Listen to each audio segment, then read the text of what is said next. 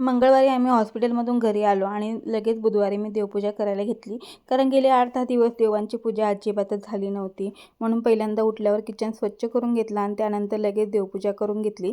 आज जेवणामध्ये जास्त काही बनवणार नव्हते कारण माझी तब्येत बरी नव्हती. त्यामुळं अहो बोलले की जेवणामध्ये आणि नाश्त्याला दोन्ही एकच काहीतरी बनव. म्हणून मी इथं आलूचे पराठे बनवले. सोबत आता आहोंना डाएट दिलेलं आहे व्यवस्थित, त्यामुळं डाळ बनवणं कंपल्सरी झालं आहे आणि सोबत शेंगदाण्याची चटणी घेतली. जेवणं वगैरे झाली आणि थोडं उन्हाला येऊन बसले होते. आता तुम्ही सांगा ही झोपायची जागा आहे का?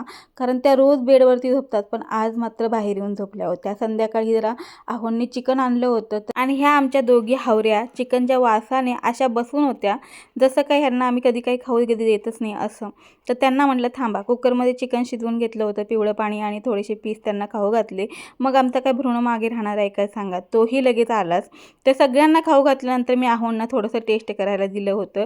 तरीसुद्धा आमची ही काळूबाई बघा कशी टपून बसली आहे. त्यांनी हातातलं खाली ठेवायला म्हणजे ती लगेच जाऊन तोंड घालणारच होती. एवढ्यात आम्ही आवरलं आणि मस्त असा चिकनचा इथं मी रस्सा बनवून घेतला होता आणि आमच्याकडे असंच चिकन सगळ्यांना खायला आवडतं. सोबतच मी बाजरीच्या भाकरी आणि थोडासा भात पण लावला होता.